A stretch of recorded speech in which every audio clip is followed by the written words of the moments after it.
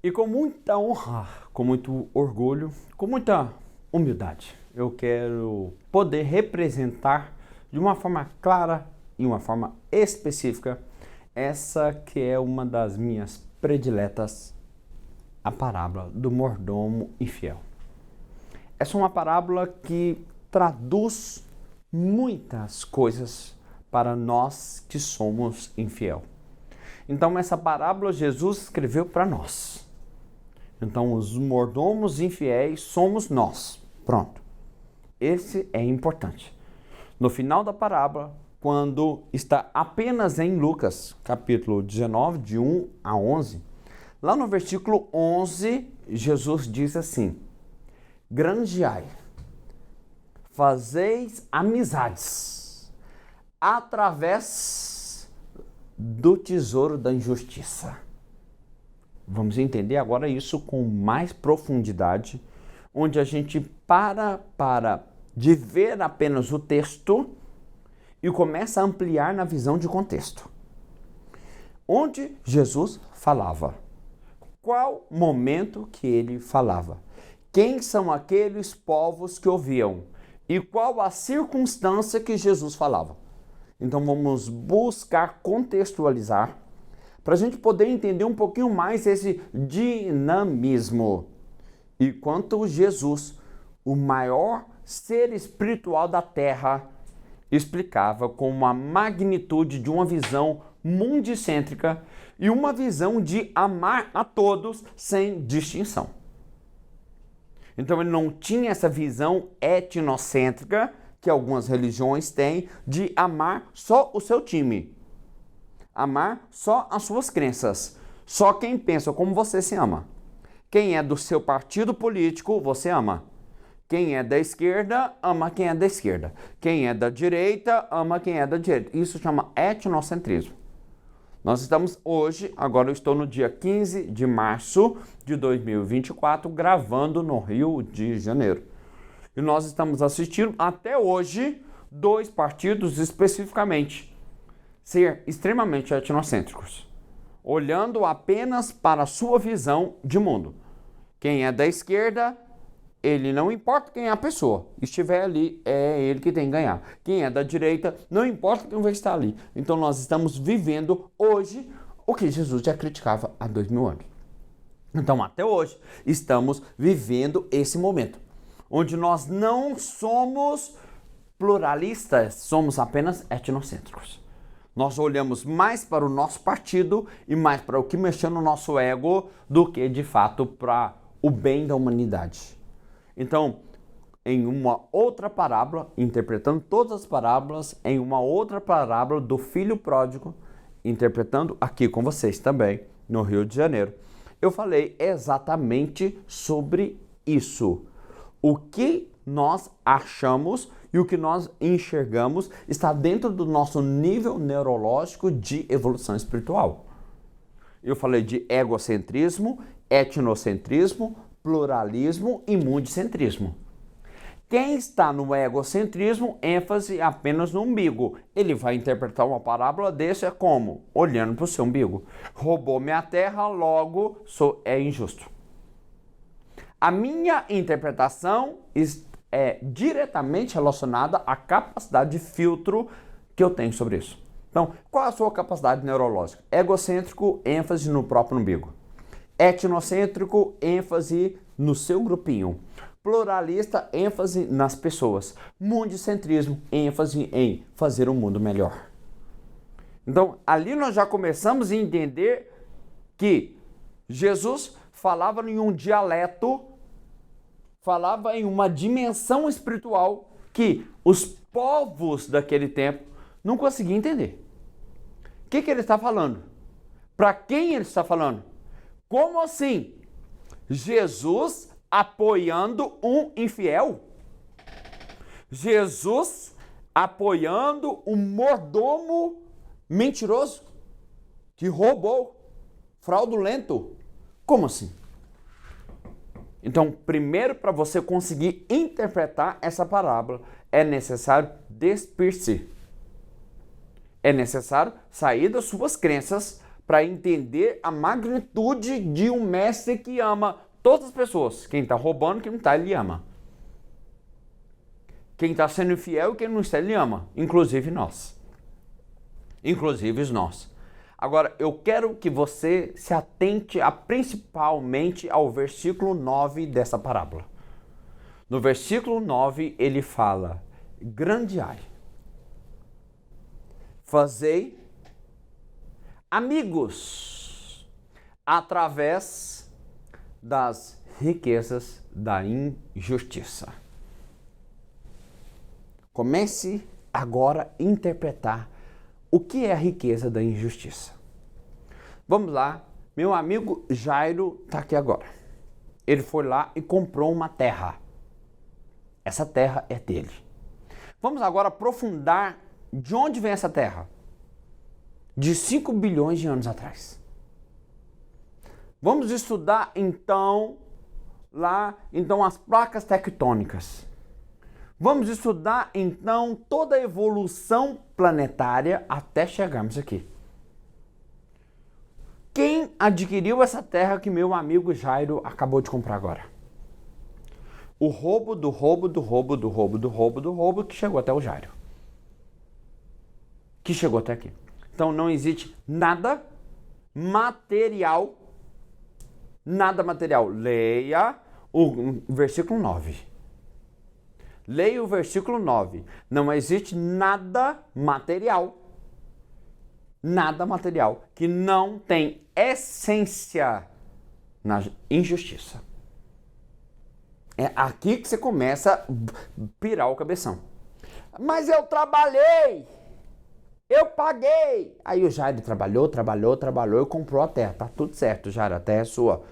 Você tem aqui, né, a sua documentação da terra. A terra é sua, tudo bem. Porém, não pode ignorar o capítulo 9. Como que ela chegou para você? Você não pode ignorar o capítulo 9. Então, como que ela chegou? Então, dentro disso.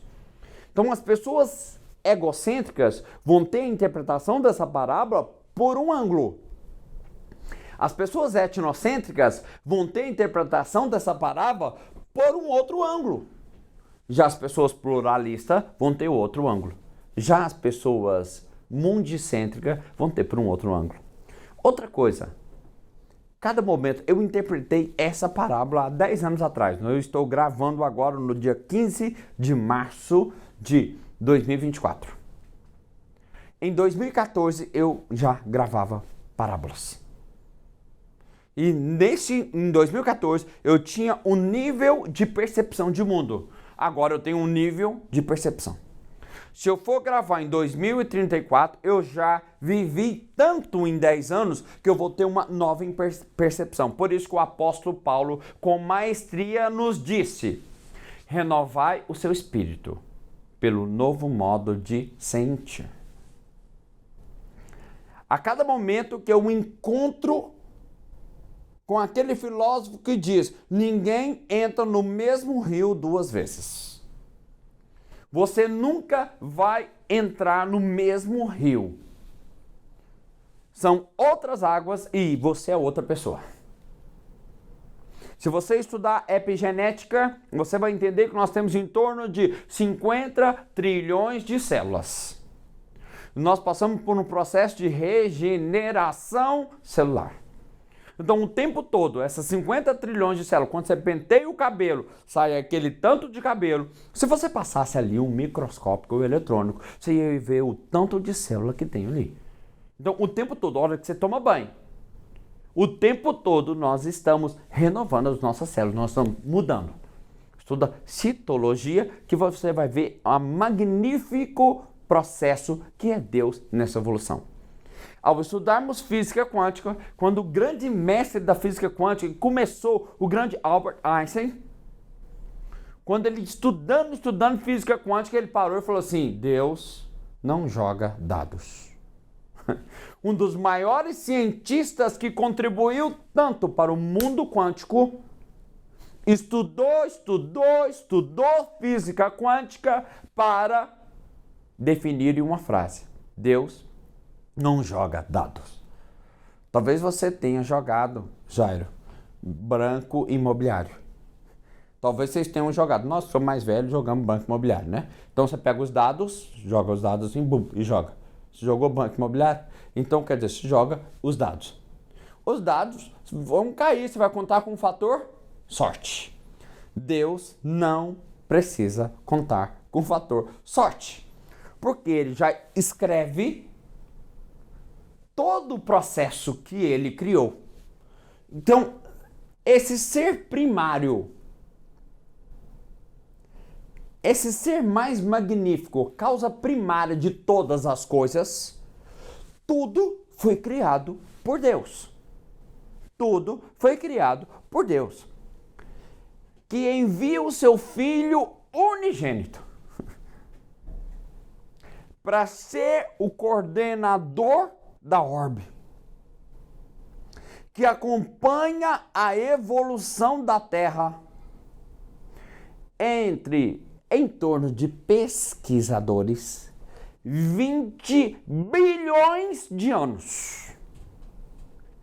20 bilhões de anos.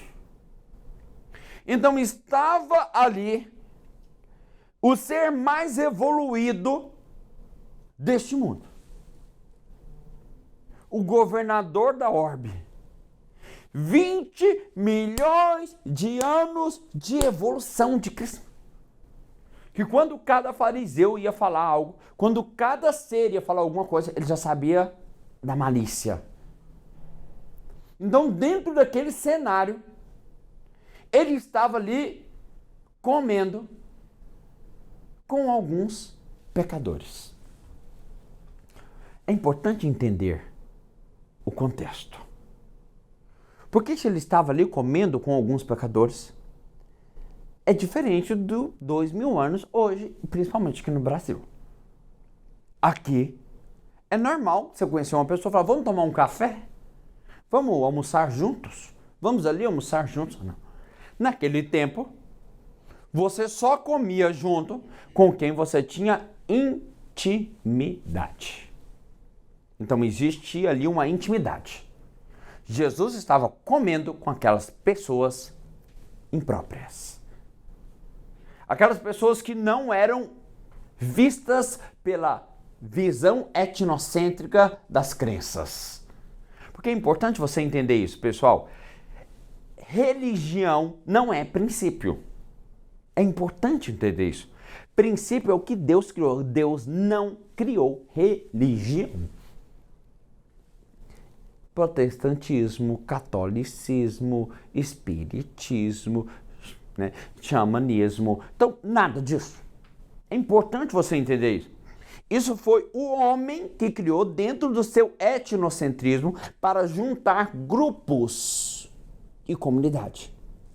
O grupo e uma comunidade é etnocêntrica.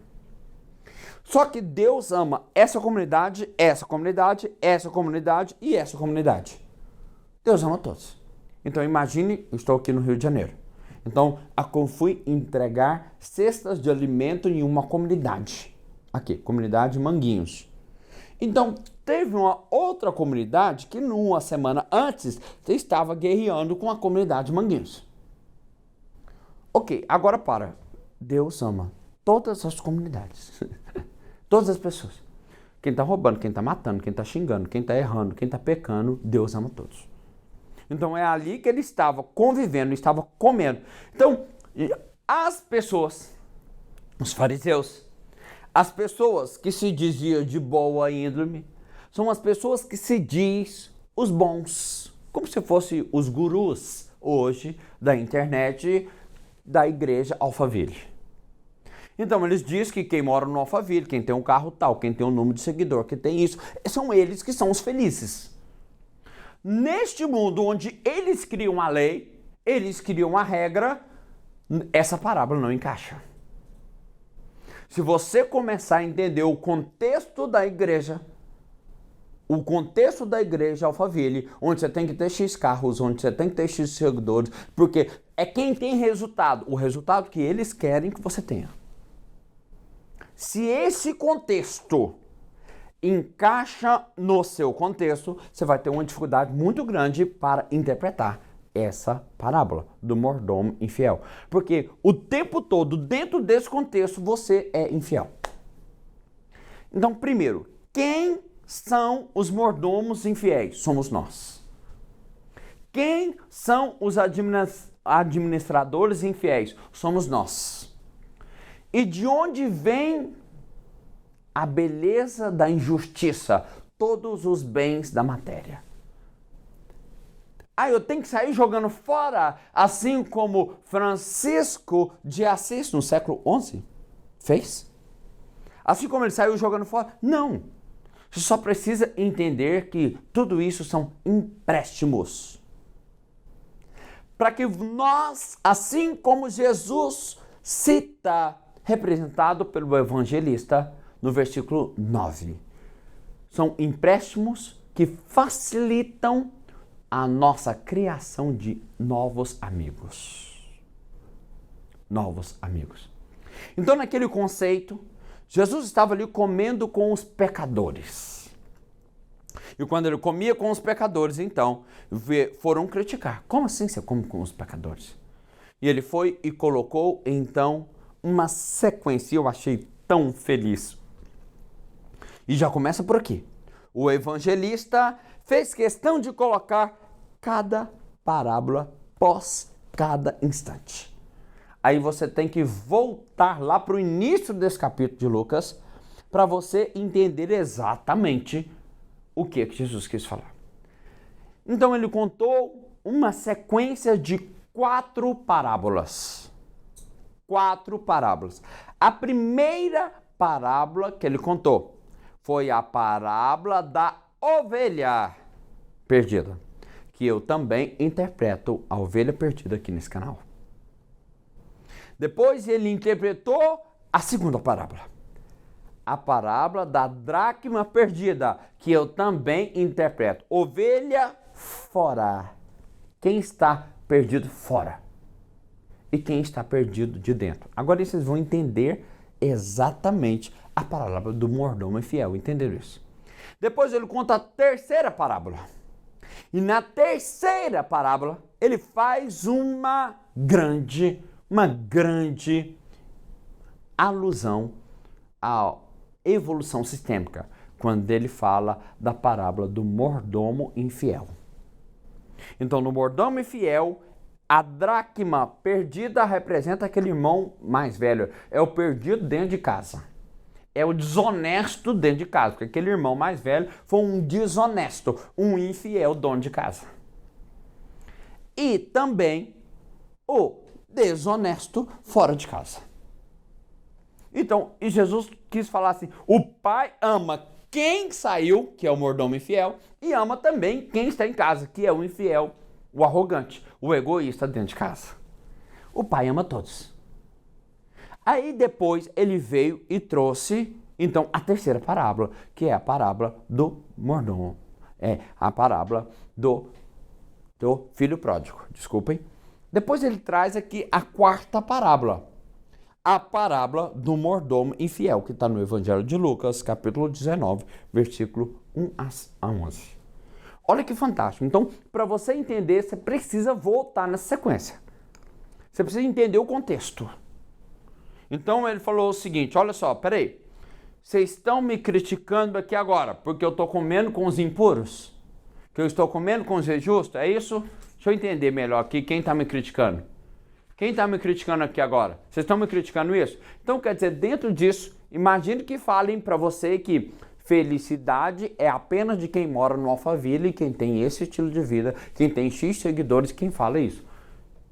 Se isso aí é felicidade, se você não tem, você não é feliz para aquela crença etnocêntrica. E quem disse, Berenice, que assim tem que ser? É aqui que nós vamos entender uma coisa fantástica aqui. Deus repudia idolatria. Deus repudia idolatria. Toda idolatria que faz você entrar em uma regra e goela abaixo, entender única e exclusivamente aquele jeito de ser e você não tem a sua própria forma de criar e de encontrar Deus foge dos princípios humanos. Então, primeiro, onde está escrito a justiça de Deus? Resposta: na consciência. Você vai entender Deus não é pela interpretação do pastor.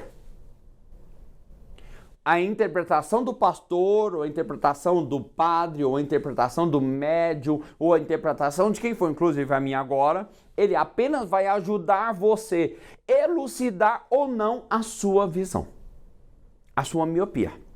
Porém, você tem que pegar esses conceitos agora e colocar em prática, porque a própria Bíblia diz que fé sem obras é morta. Quando você vai aplicar esses conhecimentos, aí você vai encontrar na sua originalidade e na essência única que é a sua e que Deus te deu, a consciência divina. É aqui que você vai entender. Então, nesse ponto, a gente começa a descortinar o julgamento. Porque quem lê de cima para baixo essa metáfora, ou quem lê de baixo para cima, eu estou falando de posição financeira na Terra, vai ter interpretações diferentes. Interpretações diferentes. Então, desconstrua sua visão de religião, desconstrua sua visão de política, de time de futebol ou de etnocentrismo para escutar. Até mesmo porque eu estou falando aqui que até agora no vídeo, quem tem essa visão de crença limitante já saiu. Não deu conta nem de continuar assistindo. Só veio assistir até agora você que tem uma visão que está disposta a abrir ou que já abriu sua mente para a desconstrução de velhas crenças e construção de uma nova visão. Então eu quero te parabenizar por ter chegado até aqui. Ou então você está com muita raiva do que eu falei até agora, ou então está fazendo sentido. E eu quero saber do que você está realmente sentindo. Você está aqui até agora, você está morrendo de raiva do que eu estou falando, ou porque está fazendo sentido para você. Eu quero você de todo jeito, eu te amo. Você está com raiva de mim, que legal, vamos junto descobrir o porquê dessa raiva, ou se está fazendo sentido para você, vamos junto também descobrir por que faz sentido, ok? Então vamos lá, esse mordomo infiel foi mandado embora. Esse mordomo infiel foi contra, ele trabalhava para um senhor. Esse senhor tinha várias terras. E naquele tempo, quem não tinha terra, era muito difícil adquirir terra, quem não tinha terra, trabalhava na terra, plantava para a terra e pagava o aluguel com parte do plantio. Pelo que nós vimos na parábola, pelo que nós assistimos na parábola, ele está falando aqui de plantador, de agricultor acima de médio a grande porte. Pelas quantias que ele fala aqui, são grandes plantadores. Então, esses plantadores ficavam devendo para o seu senhor, para o dono das terras. E o dono das terras, então, contratou um mordomo.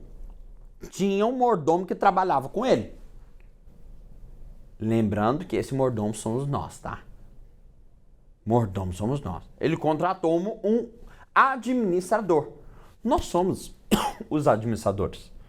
Nós adquirimos os bens de Deus. Tudo que nós temos agora não é nosso. Tudo que a gente tem. Então vamos lá. A sua esposa não é sua. O seu filho não é seu. Sua casa não é sua. Tudo isso é empréstimo. Tudo isso é empréstimo.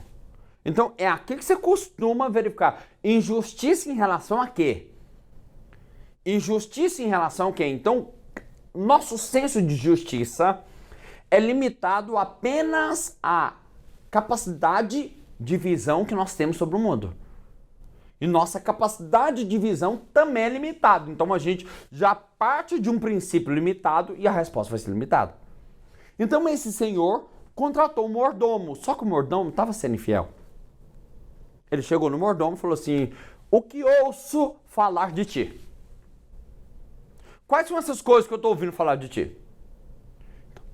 Toma conta da mordomia, ou seja, me entrega as pastas contábeis, me entregue todas as informações de todos os arrendatários, tudo que eles estão me devendo e pica a mula. Mete o pé, como se diz o carioca. Estou gravando no Rio de Janeiro. Então, mete o pé. Some daqui. E o goiano vaza. Vaza. Falou assim para ele. O mordomo falou, e agora? Cavar eu não sei. Plantar eu também não sei. Esmola eu não vou pedir. Eu não vou me humilhar para isso. O que eu vou fazer agora? O que eu vou fazer agora que meu Senhor me mandou embora? Somos nós. Vai interpretando e vai entendendo que é você nisso aí. Somos nós. Então agora, o que eu vou fazer? O que eu posso fazer então? Até então. Aí nós vamos buscar um pouquinho de um conceito, além de física quântica, que eu vou abordar, além de neurociência, que eu vou abordar, além de epigenética, que eu vou abordar aqui. Eu quero falar um pouquinho de um cara chamado Bert Hellinger, onde ele desenvolveu um conceito sistêmico chamado constelação familiar. Você que já é expert em constelação familiar, me desculpe a minha ignorância, eu não sou um expert, sou apenas um estudioso sobre constelação familiar. Se você já tem muito mais conteúdo sobre isso, vai ser uma honra poder compartilhar com você. Eu só quero buscar aqui para entender um pouquinho que o Bert Hellinger já traz essa visão sobre as heranças morfogenéticas que nós temos entre os pais, avós, bisavós, tataravós, tataravós. E toda essa herança genética, a epigenética traduz com uma frase importantíssima, onde ela diz: não somos vítimas da nossa hereditariedade. Somos mestres na atividade genética. O Bert Hellinger traz uma visão muito clara que nós somos tendenciados. Nós sofremos uma forte influência pelo padrão de comportamento dos nossos pais, onde nós repetimos consciente ou inconscientemente o padrão dos nossos pais. Uma vez perguntaram para um jovem, por que você bebe? E ele respondeu, eu bebo porque meu pai era alcoólatra. Perguntaram para o irmão dele, e você, jovem, por que você não bebe? Eu não bebo porque meu pai era alcoólatra. Então, o mesmo fato, o pai alcoólatra trouxe filtros diferentes. Então, ao mesmo tempo que nós somos tendenciados, e aqui eu quero entrar com 4 palavras importantes para a definição filosófica dessa grande parábola de Jesus, que está no Evangelho de Lucas, capítulo 19. 4 palavrinhas aqui, vamos lá, anota aí. A primeira, probabilidade. Essa palavra vem da física, ou vem da biologia. Desculpa, essa palavra tem origem na biologia. Então, é provável que o seu gene passe a repetir o comportamento do seu pai. É provável, não significa que você vai fazer isso. Seu pai bebia, você vai beber também? Seu pai matava, você vai matar também? É provável. Primeira palavra, probabilidade. Segunda palavra, tendência. Nós temos uma tendência a repetir o comportamento do pai. Então, se o pai era locutor, a tendência é que o filho também seja. Se o pai era médico, a tendência é que o filho também seja. Se o pai lia, a tendência é que o filho leia também. Então, o filho vai repetir uma tendência positiva ou negativa. Ele vai repetir essa tendência. Segunda palavra, tendência. Terceira palavra, reminiscência. São memórias inconscientes. Você não sabe, mas está guardado na sua memória. Por exemplo, me fala como que foi os sentimentos da sua mãe quando você estava no ventre dela, na barriga de sua mãe, no 4º mês. Como que foi? Você não sabe me dizer, né? Pois é, está tudo guardado na sua memória. Quando a gente faz um processo, e eu faço esse processo com a minha equipe, chama Rebirth, que é o renascimento. Quando você volta para lá, trabalha a respiração, você tende a ouvir tudo que você sentiu durante o parto. Então isso são reminiscências, memórias reminiscentes. Você lembra, você nem sabe o que está lembrando. Então, quando eu estava interpretando aqui, uma das parábolas está aqui no meu capítulo, Paulo, está aqui na minha página aqui. Esse canal, quem não estiver seguindo, segue Paulo Bento Oficial. Então, é importante você acionar o sininho também, porque toda vez que tem um novo vídeo, chega para você essa informação. E é importante também que você compartilhe com outras pessoas, para as pessoas terem mais acesso e poderem, ou não, olhar para um outro ponto de vista. E se não funcionou para você, joga fora e busca o que faz sentido para você. E com toda humildade, sentiu e funcionou para você, coloca seu comentário, vai ser uma honra, um prazer poder fazer parte da sua amizade e ajudar você de alguma forma a alcançar os seus objetivos.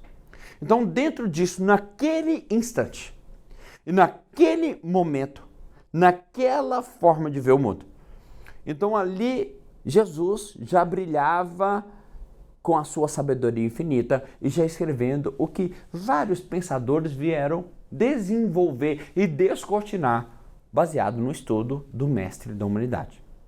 Então, essas 4 palavrinhas, tendência, reminiscência, tendência, reminiscência, probabilidade e instinto. Você tem um instinto carnal de repetir daquela forma. Então, dentro de nós já recebemos essa herança. Então, se o seu avô, imagina, um exemplo ridículo aqui, só para você imaginar.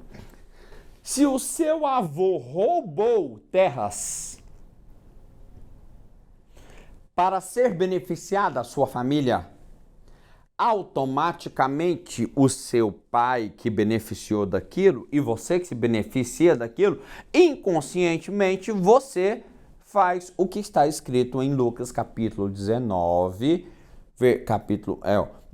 no versículo 9. Vai lá para o versículo 9, você vai verificar. Granjeai, fazei amigos com a riqueza da injustiça. Então, quer dizer, dentro disso, injusto em relação a quê? Injustos somos nós. Aí veio aquele mordomo, viu que estava sendo mandado embora. Já foi mandado embora. E falou, cavar eu não sei. Mendigar também eu não vou. O que eu vou fazer agora? Já sei. Eu vou fazer o bem. Eu vou resolver fazer o bem. Então ele foi e chegou no Jairo. Falou, Jairo, quanto você está devendo? Ele, eu devo 5, eu devo 100 barris de óleo. Então, aqui, presta conta e marca 50. E você, Fernando, quanto você deve? Eu devo 100 barris de trigo. Então, marca aqui 80. E assim, ele foi diminuindo a conta, diminuindo o peso de quem estava devendo. O seu mestre veio. E muitas pessoas interpretam somente o lado carnal, por isso que ele tem dificuldade de interpretar. Essa é a parábola mais difícil de interpretação de todas as parábolas de Jesus. Porque soa como Jesus patrocinou a injustiça. Não. Ele ampliou a injustiça. É diferente. Patrocinar é uma coisa. Ampliar a visão da injustiça é outra. Porque imagina aqui o seguinte, olha só. Uma pessoa veio, roubou. E se essa pessoa roubou, vem outra pessoa e rouba dela. Se outra pessoa rouba dela, mas que injustiça, você está me roubando? Você está me roubando? Peraí, é como se falasse, quem está falando? Quem está falando? É como se aqui um mestre falasse assim, peraí, vocês estão falando que o mordomo é infiel? Quem está falando? Infiéis são todos vocês. Então é aqui que nós precisamos interpretar de uma forma mais enérgica e de uma forma mais evolutiva. Jesus, então, patrocinou, beneficiou e falou bem do mordomo infiel. Quem lê essa parábola fica muito triste e nem continua. Para de ler e fala, não entendi nada que Jesus quis dizer aqui. Agora vamos lá. Todo o pai, o avô, bisavô, tataravô, todos o sistema familiar. Jesus já conhece todo esse sistema. O pai entende tudo, é o dono da terra. Deus é o dono da terra. Tudo que nós temos aqui, tudo, essa TV, esse blazer, esse celular, tudo que nós somos mero usufrutuários. Então me entenda como usufrutuário. Quando você morrer, você vai deixar todos os bens materiais aqui. Você vai devolver tudo isso. São talentos emprestados. Para quê? Para que esses talentos são emprestados? Esses talentos são emprestados para você fazer amigos. São emprestados para você fazer a obra. São emprestados para você fazer o mundo de alguém melhor. Se você não faz o mundo de alguém melhor, está sendo o quê? Servidor, mau, infiel. Aí sim que você está sendo infiel. É interessante ali, nessa parábola tão profunda, Deus nos dá uma explicação muito clara. E é aqui que eu trouxe aqui para ler exatamente o versículo 9 e o 10. Eu não vou ler tudo porque todo mundo já conhece a parábola, é só você buscar lá que está em Lucas capítulo 19, versículo de 1 a 11. Eu quero ler o 9, o 10 e o 11. Eu vos digo, fazei para si amigos com a riqueza da injustiça. Leia aqui. Pergunta para um rico se ele entende que o dinheiro que ele tem hoje, as conquistas que ele tem, é fruto da injustiça. Lógico que ele não vai entender isso. É lógico que ele não vai entender isso. Então, quer dizer, por quê? Não, mas eu trabalhei, eu fiz. Cara, sem visão sistêmica, você está certo. Julgue dentro da sua própria capacidade de julgar. O que falar para esse ignorante? Porque tem gente que é tão pobre, mas tão pobre, mas tão pobre que só tem dinheiro. Em um mundo onde pagar boleto em dia, pagar as contas em dia, isso é espiritualidade? Esse mundo onde você acha que porque você não deve, você está bem mediante Deus. Então, se fosse isso, naquele tempo de Jesus, os ricos eram muito bem-vindos. Muito bem-vindos. Eu ouvi na Bíblia dizer, pelo próprio Cristo, que mais fácil um camelo passar no buraco de uma agulha do que um rico entrar no reino dos céus. Não significa que ser rico é errado. Significa que riqueza não tem nada a ver com dinheiro. Riqueza não tem nada a ver com dinheiro. Riqueza tem a ver com a capacidade produtiva. Capacidade produtiva. Então eu quero aqui pegar o versículo 9, eu quero compartilhar. Eu vos digo, fazei para si amigos com as riquezas da injustiça, para que quando estas vos faltarem, ou seja, vai faltar, você vai morrer, essas riquezas da injustiça vai acabar. Quando você morrer, vai embora a riqueza da injustiça. Diz a lenda, conta-se uma história, que tinha um médico que fez grandes cirurgias, operou aqui na Terra. Morreu. Partiu para o lado de lá. Chegou lá, ele queria operar. Chegou lá, ele queria trabalhar como médico. Opa! Você foi médico na Terra, agora aqui você perdeu seus talentos. Quantas pessoas você contribuiu? Quantas pessoas você se tornou uma pessoa diferente? Quantas pessoas você ajudou? Então, quer dizer, é aquele moral que aquele médico, aquele bem espiritual que vai ser validado e não quanto de dinheiro ele ganhou. Eu acho que quando a gente vai lá para o óbolo da viúva, a gente começa a entender que aquela viúva que doou do coração e aqueles que doaram sacos de dinheiro, no final, Jesus diz, na verdade, vos digo que quem doou mais foi essa viúva. É aqui que a gente começa a entender. Então, o mordomo infiel é infiel em relação a quê? Então, aqui naquele momento, ele começou a contribuir. Então entenda que Deus, na sua misericórdia infinita, permite essa história. São pecadores. Nós somos pecadores infiéis. E que um dia tomamos consciência. O que falar de um apóstolo Paulo?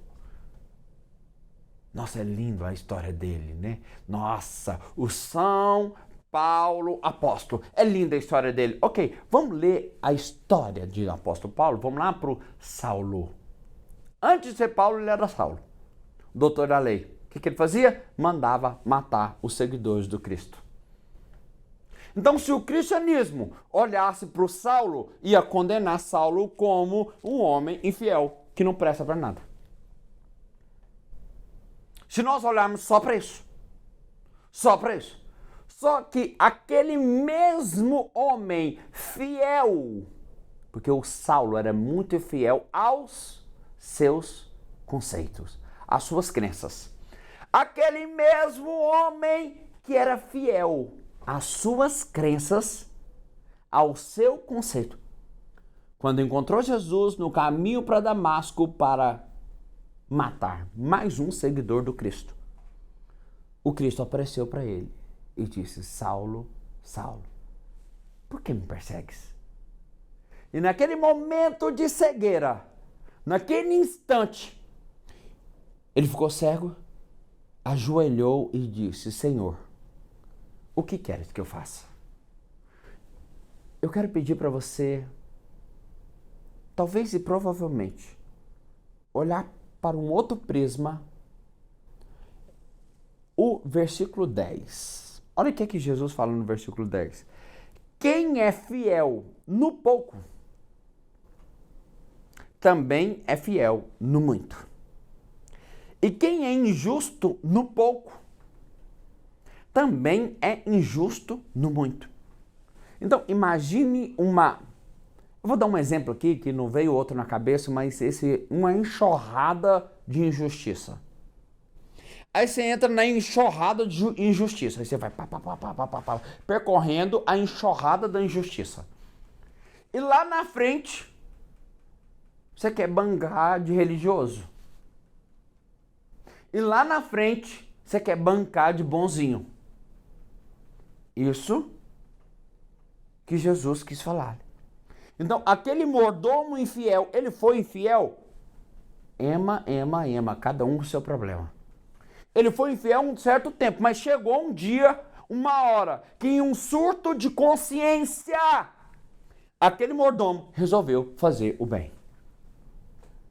Que é o que acontece com todos nós aqui na Terra. Todos nós, sem exceção, somos mordomos infiéis. Todos nós, sem exceção, somos mordomos infiéis.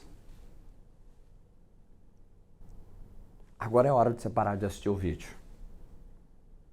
Agora é hora de você falar: não concordo. Agora é hora de você escrever que não concordo. Porque eu tenho muito orgulho da minha humildade. Você que tem muito orgulho da sua humildade, vem cá. Todos nós somos os mordomos infiéis. Que de alguma forma, em um processo de sistema familiar, desse processo estelar, de alguma forma, nós pecamos com a mordomia. Erramos com a mordomia. E vem um pai todo fantástico e diz para nós: eu amo vocês. E quando a Bíblia diz assim: o amor cobre a multidão de pecados. É aqui que nós vamos entender agora no versículo 11. Pois se não tiver sido fiéis com as riquezas da injustiça, olha que fantástico.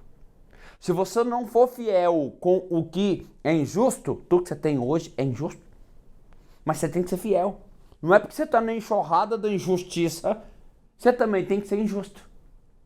Olha o que Cristo fala aqui pra gente. Gente, isso aqui mexe com a cabeça da gente. Olha só, não é porque você está na enxurrada da injustiça que você também tem que ser injusto. Então aqui no versículo 10 e no versículo 11, principalmente no 11 ele fala: pois se não tiver sido fiéis com as riquezas da injustiça, quem vos confiará verdadeiras riquezas? Aqui que o bicho pega. Vamos lá. O Jairo, meu amigo aqui, o Jairo, tá aqui comigo aqui agora, ele que tá gravando. Ele foi lá no Alphaville e comprou uma casa. Ou seja, ele comprou um bem fruto de onde? Da injustiça. Tá escrito aqui, é só você ler. Aí Jesus fala: olha, Jairo, você tem que ser fiel com a riqueza da injustiça. Ou seja, cuida bem dela, cuida bem de sua família, cuida bem de tudo isso. Tudo bem, você tem que cuidar, Jairo. Você tem que cuidar da injustiça. Porque se você não for fiel com as riquezas da injustiça, como, Jairo, você vai ser fiel com a riqueza da justiça? Aonde está riqueza da justiça? Fala para mim, gente. Aonde está escrito a riqueza da justiça? Não está aqui na terra. Na eternidade. Entenda, o Espírito é eterno. O Espírito é eterno. Você não é dono nem desse corpo. Essa família, essa esposa que você fala, minha esposa, não é nem sua. Então, quer dizer, você adquiriu um bem proveniente da injustiça. Você adquiriu esse bem proveniente da injustiça. Porém, o que a parábola diz? Se nós precisamos ser fiéis à esposa, mesmo que ela venha da injustiça. Nós precisamos ser fiéis ao esposo, mesmo que ele venha da injustiça. Precisamos ser fiéis aos filhos, à nossa família, mesmo que tudo isso seja proveniente da injustiça. Porque se não fôssemos fiéis com as riquezas da injustiça, não estaremos prontos para ser fiéis com a riqueza da justiça. O que é a riqueza da justiça? O significado. O que você faz em vida é a sua missão. O que você recebe da vida é o propósito. A riqueza da justiça está no propósito. Não é no que aquele médico fez, e sim em quem ele tornou com o que ele fez. Então comece a entender de uma forma tão clara essa necessidade que nós temos de falar tanto e ouvir pouco. Nós temos muitos cursos de oratória na Terra, mas poucos cursos de escutatória. Quantas pessoas começou a assistir esse vídeo e não conseguiu ir até o final? Quantas pessoas deu frio na espinha? Por quê? Ele não quer saber que está sendo desonesto. Ele não quer. Quem quer assumir a governança desonesta? Ninguém quer ter isso. Eu quero ter uma máscara. Não, eu sou bonzinho. Eu quero viver igual na Xuxa lá. Fala, eu sou feliz. Eu sou alto astral. Tô sorrindo à toa, tô rindo numa boa, quero liberar geral. Então queremos liberar geral. Do que chegar em qualquer pessoa agora e fala o seguinte: você toparia ser o mordomo infiel? Gente, essa máscara eu não quero usar. Eu quero usar uma máscara, eu sou uma pessoa muito boa, tenho orgulho da minha humildade. Eu sou muito bom. Eu sou bom pro próximo. Então as pessoas chegam para mim e falam, eu pergunto, qual que é o objetivo? Eu quero ajudar o próximo. Eu quero ajudar as pessoas. Ok, não falou nada com nada. Eu quero ajudar pessoas, como se isso fosse um objetivo. Tanta gente ajudando pessoas. Uma enfermeira ajuda a pessoa, um médico ajuda pessoas, um palestrante ajuda pessoas, um mentor ajuda pessoas, né? Um pedreiro ajuda pessoas, uma prostituta ajuda pessoas. Então é importante que você saiba o que especificamente você quer fazer. Então nós temos essa dificuldade em ouvir. Porque nós queremos apenas falar. Uma vez, a Madre Teresa foi entrevistada por uma pessoa que disse: fiquei sabendo que você conversa com Deus. Uau! O que você fala para ele? Quando você conversa com Deus, Madre, o que você fala para Deus? E ela falou assim: eu não falo nada, eu só escuto. Uau! Só escuta. E o que Deus? O que ele fala para você? Aí ela disse: ele não fala nada, ele só escuta. Vai chegar um momento na nossa terra, vai chegar um momento na nossa evolução espiritual, que nós vamos entender que escutar é muito mais importante do que falar dentro da sua ignorância. Falar muito dentro da sua ignorância não necessariamente te dá condição para desbloquear, quebrar, estourar essa bolha e olhar para o que está fora disso. Em um mundo onde você tem um martelo, tudo que você quer ver na frente é um prego. Em um mundo, em uma terra de cegos, quem está com um olho somente é o rei. Então, neste mundo, onde Pôncio Pilatos perguntou para Jesus com total ironia e cinismo, Pôncio Pilatos perguntou: és, pois, rei? Jesus responde com a maior evolução espiritual: tu me dizes. Você que está falando. Sou rei, mas o meu reino não é deste mundo. E ali prova exatamente qual é a verdadeira riqueza. Sinceramente, qual a verdadeira riqueza? O que mais importa? Quarta parábola é a parábola do mordomo infiel, que sucede 3 grandes parábolas quando questionaram Jesus por comer com pessoas impróprias, pecadoras. Pecadoras em relação a quê? Então, só podemos interpretar essa parábola se nós entendermos que Deus ama todas as pessoas. Então, a primeira parábola que ele colocou, pós aquele momento, ele coloca a parábola da ovelha perdida. Representa quem se perdeu lá fora. Segunda parábola, ele coloca a parábola da dracma perdida, quem se perdeu dentro de casa. Terceira parábola, ele coloca a parábola do filho pródigo. E a quarta parábola que eu acabei de interpretar agora é a parábola do mordomo infiel. Todas essas parábolas você tem acesso a elas aqui nessa página. Paulo Bento Oficial. E se você não me segue também no Instagram, Paulo Bento Oficial, também no Instagram, vai ter uma oportunidade. Não esqueça de acionar o sininho, porque quando você aciona esse sininho, sempre que chega vídeos novos de todas as parábolas, estou interpretando todas as parábolas de Jesus, você vai ter acesso a elas e poder fazer uma analogia da sua vida pessoal e profissional. Por isso que é importante também você começar a seguir o Instagram, a minha página no Instagram, porque lá eu faço muito a área profissional.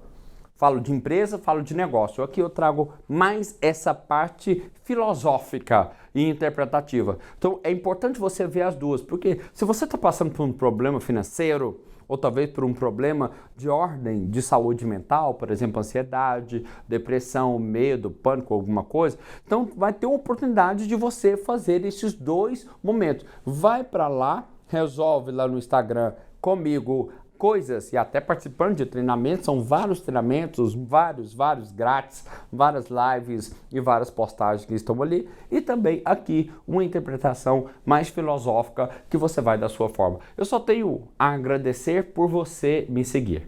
Agradecer por você estar aqui. Obrigado pela sua vida, obrigado por estar aqui, obrigado pela sua paciência e obrigado pela sua audiência. Fica com Deus. Até mais.